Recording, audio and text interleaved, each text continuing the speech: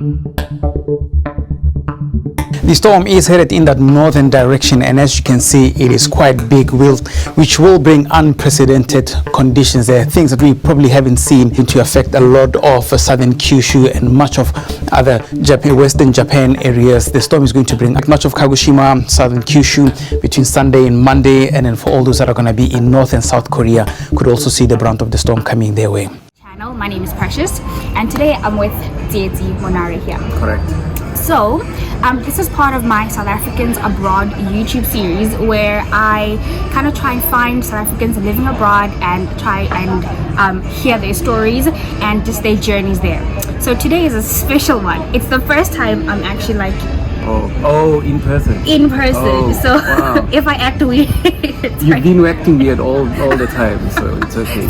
I'm getting used to it now. No. I have not been acting with a completely different industry to what I am doing. So, Tsietsi, what are you doing? Welcome to my channel. Thank you. I'm sorry. Thank you. I am a teacher. Oh, I was a teacher too. You were on the jet program? Yeah. Yeah, that's how I got here. I came to Japan through jet. No way. Yes. No way. I thought yes, in Nagasaki. Yeah, I was. So today we're going to talk about Tsietsi's life abroad, right? Okay. So first of all, Tsietsi, please introduce yourself. Where in South Africa are you from? Oh, okay. That's quite easy. I am from a small town called Wolmaranstad in the Northwest Province. So it's Wolmaranstad, Klerksdorp, Potch, and then Johannesburg. So I'm like 3 towns away from Johannesburg. Yeah, but I wasn't born there. I was just raised there. My family, my mom and dad, they started their lives there. That's where I'm from. I lived there all of my childhood life, and then I moved to Johannesburg to go to university. I went to University of Johannesburg. I studied geography there for quite a long time, for a very long time, 6 years. Yeah. Well, I went all the way to my master's. So okay. Yeah. So I spent all of my schooling life at my university life, my varsity life. You were at UJ. I was at Wits. Oh, yeah. Cool. So it was just like just next door. Yeah. Literally next door. Wow. That's okay. All right. So next question is that then what did you study in university? And I mean, I guess you already answered it. You studied geography. Yeah, I studied geography and environmental management, and then I specialized, or like I focused on urban geography when I did my master's. Yeah, I did my research was on gentrification, which is like urban renewal, like cleaning up or sort of changing a specific place from like a low earning or low income place, and then it gets evolved there into an upper class kind of so setup. Gentrification would mean like you go into like the community, like the villages, and then you make it, and then you kind of build like a coffee shop, or you build yoga studios, you build gyms and things like that. Something just like that. Yeah. My study area was Parkhurst, and Parkhurst, like back in the 70s, 80s, they used it for like really small families and returning soldiers. Like people that lived there had like really low incomes, and life was just ordinary. And then businesses started developing there, like a yoga studio, like boutiques, people selling extremely high-end fashion clothing and stuff. Yeah, and then it got gentrified by businesses coming into Parkhurst, and the older people or the slightly poorer people moving out, and then the super rich people living in. That's the thing with gentrification. I'm sorry, I'm going off subject, but that's so interesting because there's so many debates around gentrification and if it's actually better for the people who were originally living there. But it's never better for the people. No, it's a huge debate. So we could go into it, but we're not here for that today. We're not here for that today. So. You study geography, and so what do you do in Japan right now? What's your work? Oh, I work as a meteorologist. I'm like a weather presenter. My background, right after university, I started working for the SABC as the weatherman there, and forecasting and climate change. Those have been my things that I've been doing. Yeah, and then I took it all the way over into Japan as well. Wow. So I work for NHK now, Yeah. the TV station. It's strong winds could topple down cars, power lines, and lots of power cuts should be expected. Above all, that we're going to be seeing high waves going even higher than 10 meters. So people are urged to be extra careful. So for the people at home, NHK is similar to SABC. Correct, yeah, it's the national broadcaster, yeah. Our next question I want to ask is how easy or difficult was the transition from working at SABC to now working at NHK? I don't know if you want to include your JET program experience. Yeah, of course I will. It's very important. Yeah, for me, honestly, I can't say the transition was very challenging or anything, but it had its form of challenges. So I did the SABC for about 7 or 8 years, and then a little bit longer, I'm pretty sure, but yeah, around that time. And then I wanted a break. I wanted something new, and I wanted to travel and see what the world was like, because I was fortunate enough at SABC, they allowed me to travel. I went to conferences in Europe, and you know, and traveling around is really nice. Yes. I don't think there's many people that can say you don't like traveling, but yeah. So with my traveling, I then decided, no, this is something I want to do like more permanently. I want to live somewhere and experience what it was like. And the JET program was one of the easiest ways to get a job abroad. Yeah. My plan was just to maybe teach for a year or 2 years, and then either go back home because I would have experienced what it's like to live overseas. Or I could just look for the same job that I was doing, look for like weather presenting job here in Japan. And when you get here first, you think, oh my goodness, this is impossible because of Japanese. Yeah, you have to learn a lot of Japanese to fit into the jobs here. But fortunately, NHK has an English division, and that's what I work for now. I work for NHK World TV, which is the English news. I was since arriving in Japan, I had been sort of checking out how to get into television, how to get back into my career. And I started following some of the presenters here, what they do, how they do it, and how they got to working for NHK. And then just by luck, I saw, like, I was watching NHK, and I realized one of the presenters was leaving. So she was going back to the States, and then that sort of prompted me. It gave me that push to say, okay, somebody's leaving, so obviously the position is open. They say luck, an opportunity, and preparation. Of course, Definitely, because you've been preparing for this, you've been doing your research, you've been following people, and when the right moment just came, and then wow. So there's a formula to success in life. I think there certainly is a formula to many things in life. The most important thing that I always have in my mind is that one must always have a plan. You must know what it is you want and how you're going to work towards achieving it. So that was my plan as well. My plan was first get into Japan. Once I'm in Japan, suss out the situation, what it is like, and see how I can fit my goals into it. And that's your transition from working in SABC and then coming to JET and then wanting to move into NHK. So is it easy for other foreigners to get in your line of work to do what you're doing right now? Well, first of all, you gotta study meteorology. You gotta have a geography background. And for me, what worked was the fact that I came with 9 years experience, right? So it's not like I started something new at NHK. Okay. So when I got there, they simply said, well, with the amount of experience that you have, you will be coming in as a senior. So it's not like we are going to be starting you afresh or teaching you stuff. So if you are a meteorologist, you can get into NHK. Probably not now because I'm there. I don't want you to take my job, right?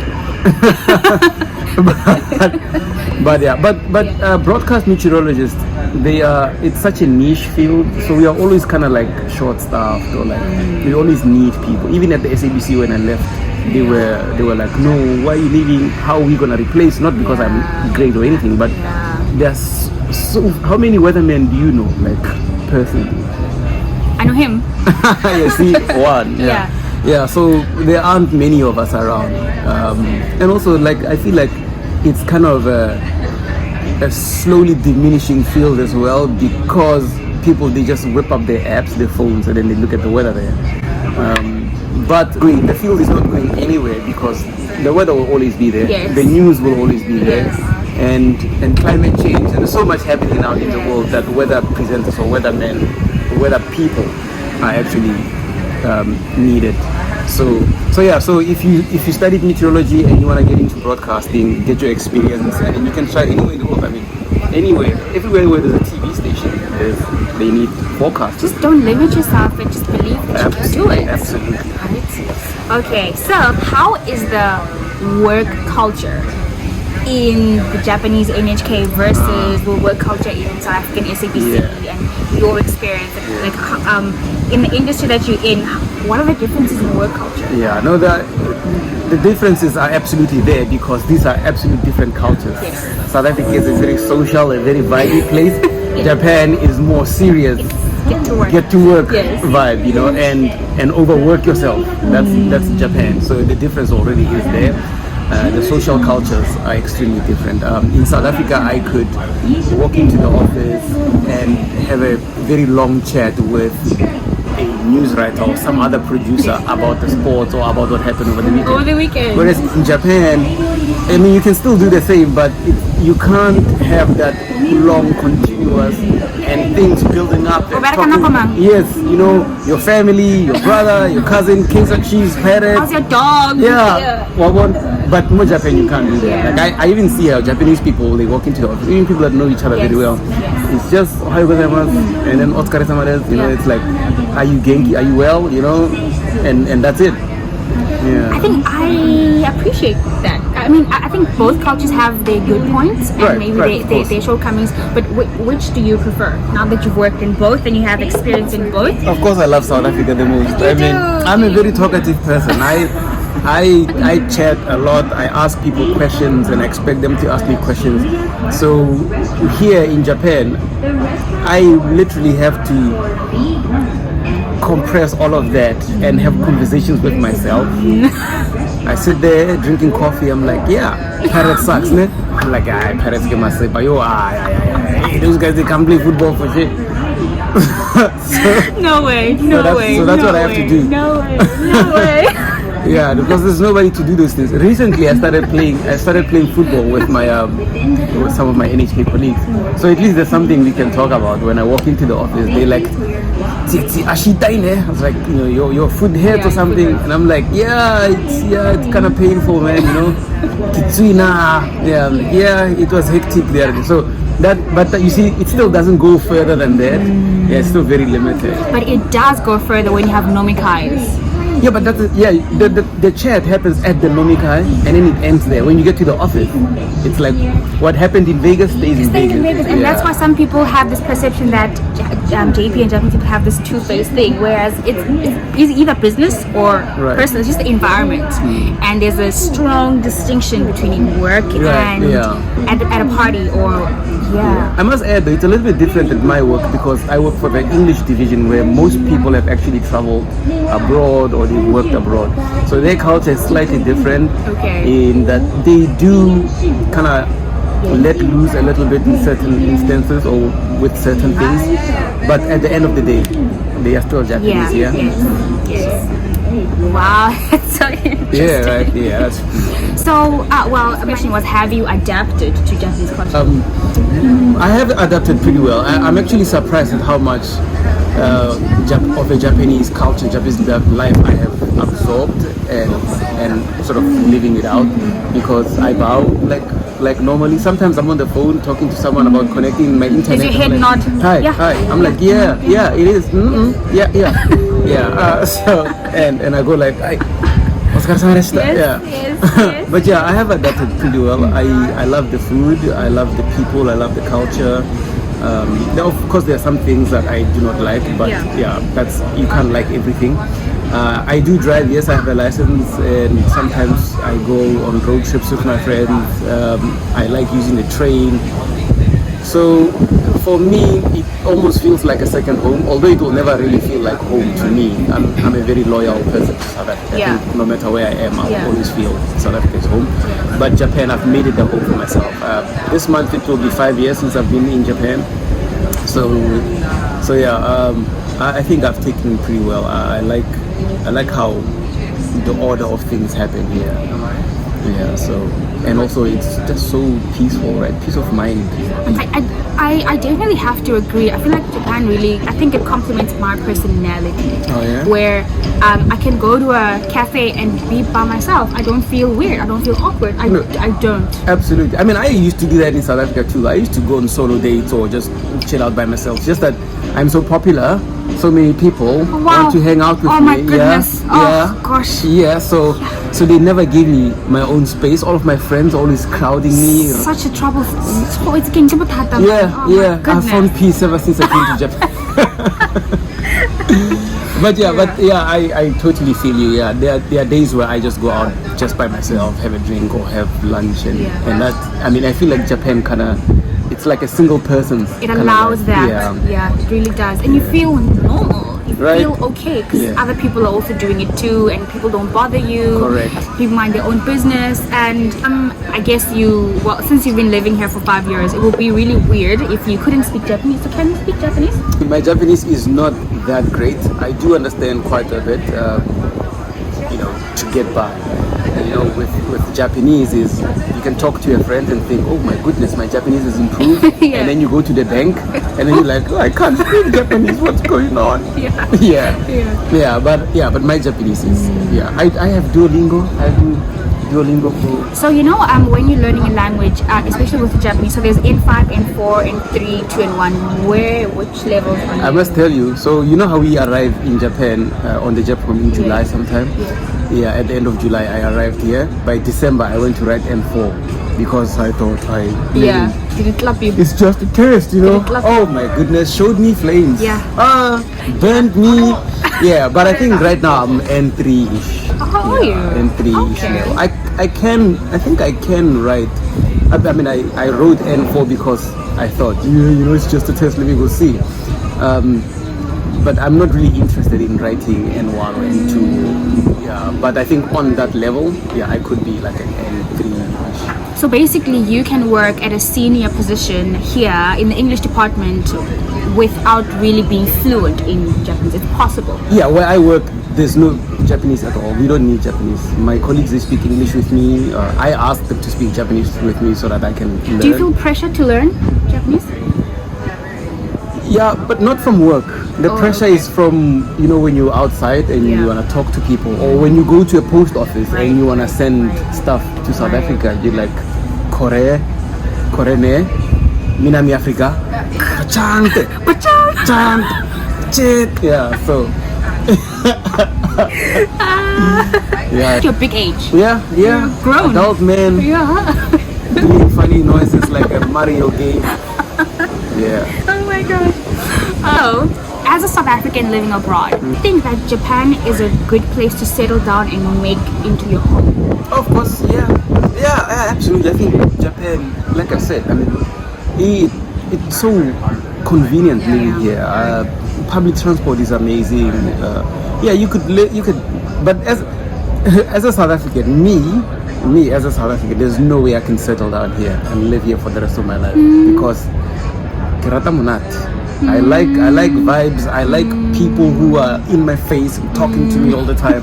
I can't get it here, and I don't think I can get hundreds of South Africans to come live with me. So, but if you've done it for 5 years, doesn't it kind of signify that you can do it for more? Oh, yeah. Well, I mean, I do understand that 5 years does not equate to forever. Yeah. Oh yes, you can. Like I said, you can live here and you can settle here, and I think you will love it there. Many people will love it here. It's really amazing. Yeah, the weather is not as terrible. The earthquakes are mild. Yeah, but you can settle here. It's a little bit of a you gotta choose the conveniency and the way it's easy to live here versus the lack of amazing social life. Because you can get a bit excluded here. Yeah, you can feel you always feel like a foreigner in Japan, especially for us dark skinned people. Yeah, you will always feel excluded here a bit. But I'm not saying I wouldn't. Yeah. Actually, I am saying I wouldn't, but I could live here for It's definitely possible. I think it's like Tsietsi said, you just have to kind of weigh what you can live without for forever. Yeah, can you live without Wors forever? Live without pap? I've been living without pap for 3 years, 2 years. Black Label, imagine, Black Label, my love, I miss you so much. Oh, there's Amazon, right? Yeah, but I don't think they sell. I've looked at Amazon. Trust me, I've tried to get Black Labels. I'm like, oh my goodness, guys. If should I set up a Patreon to fund his Black Label? Yes, please. If you think so, please write down in the comments below. Alright guys, so next question, Tsietsi, is what do you think are the pros and, just briefly, what do you think are the pros and cons of living in such a big city like Tokyo? Expensive. The tax is expensive. I'm paying my residence taxes right now. You pay them in 4 installments. Oh, well, not all of it. It depends what kind of employment you have. Okay. So I'm a freelancer, so they don't deduct it from my pay every month. Yeah. So my contract is freelance. Oh, okay. So it's an annual thing. So I pay my residence tax in 4 terms, like 4 plus. It is hard. So living in such a big city as Tokyo, I think on the jet salary it can be a little bit intense because housing is expensive here. Yes. Apartments are crying every day. Yeah, like a friend of mine, he was a jet in Kagoshima, and he paid 17,000 yen for rent. For rent. That's insane. And on top of that, they gave him 7,000 as a subsidy. And he had a mansion. Yeah, I used to visit him. It used to be nice. But anyway. I would choose Tokyo over. I don't know. No, absolutely. No, I'm a city girl. Absolutely. Imagine being surrounded by mountains every day. Oh my god. It has its niceties. Like really, it's tranquil. For vacation. It's beautiful for vacation. For vacation. Correct. No, you and I are one and the same person. For vacation. Yeah. Yeah, I am also a city person. When they said to me, I'm going to Nagasaki, I was like, Jesus Christ. Why? What are they doing to me? But at least that allowed me to save money and experience small town life and also get to learn Japanese. Because in Tokyo, you hardly learn Japanese. But when you are in a rural place, there's very little English there. So you are forced to learn Japanese. Yeah. The pros for living in Tokyo, well, you get to meet cool people all the time. The embassy is nearby. Yes. So whenever you have issues, you can quickly dash to them, and the expat community is much bigger in Tokyo than so socially. I think Tokyo wins. Yes. And also there's so many things to do in Tokyo. Yeah. Nice places to eat, nice places to go drink, have fun. In Nagasaki, there's only one, and everybody they know you. Oh, shame, man. But then I think that's also a pro because when everyone knows you, you can feel part of the community much. Yeah. The thing, bigger city? right? Yeah. The thing with Tokyo is you can also feel like it's like people are kind of cold. Yeah, I've heard people say that. Yeah, because people are all about doing their own thing and moving on. In Nagasaki, they're in your face. They're like, when you go to school on Monday, they're like, I saw Tsietsi Sensei somewhere, and you're like, oh my goodness. Oh my goodness. Yeah, the kids used to see me jogging, and then they're like, oh, Tsietsi Sensei, hiya ine. Yeah, I'm like, I was just jogging, man. Just calm down. Yeah. Alright. Yeah, kids are fun. Well, do you feel homesick and how do you remedy that? I guess video calling and right now I'm extremely homesick. I haven't seen my mother in 3 years, if not more. So the last time I went to South Africa was at the end of 2018, so like beginning 2019 January time. That's when I came back to Japan. Yeah, and that's what, 3 years or so. That was the last time I went home. So I haven't seen my brother, I haven't seen my family, the people that I dearly miss. Yeah, it's video calling. Thank God to that. And also I hang out with a bunch of South Africans. I've got South African friends, so that keeps the it does help. But right now I am very homesick. I want to go home with every fiber in my head. It's not even about the price, how much it costs. It is such a hassle to get home. It takes like the whole day. Especially now, because you have to do PCR tests and COVID, you have to... This is one of the cause of the negative things about living in Japan is that it's really far. It's far from South Africa. Yeah, it takes a long time to get there. By the time I get to South Africa, I'm so exhausted, I don't even want to do anything.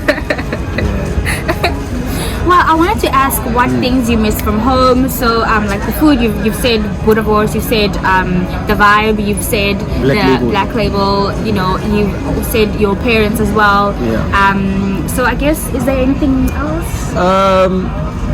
Yeah, not really much. I miss South African weather is quite special to me as well. I miss the thunderstorms. You know, here it rains and it's just normal, boring rain. Like there's no rumble in it. Like there's no lightning. There's no, oh my god, what was that? Yeah, so it's very quite little. Yeah. So I kind of miss the weather, and I miss the open plains of nothingness. You know, like cornfields or just brown grass that's been dried by the sun for like months and months. So I'm from a village. I'm from Northwest as well. I'm from Rustenburg, right? Oh, Rust.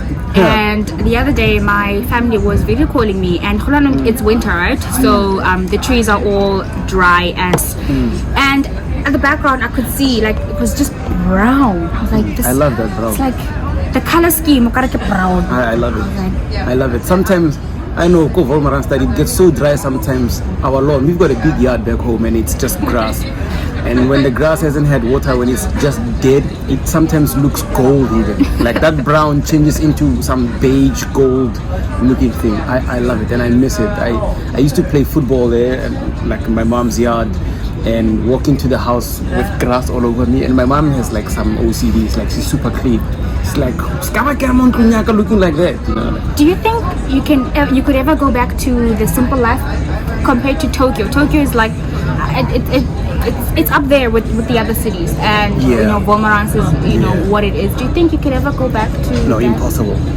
Like even when I go to South Africa, I just want to stay in Joburg and not go in. Like the minute I step outside of Joburg, it feels like my childhood again, like really small town. Yeah. And I grew up most of my life. The biggest thing that I wanted was to get out of Vomarans. Yeah, I'm also such a big city person. Yes. I love the vibe. I love the hustle of many people and lots of stuff being done.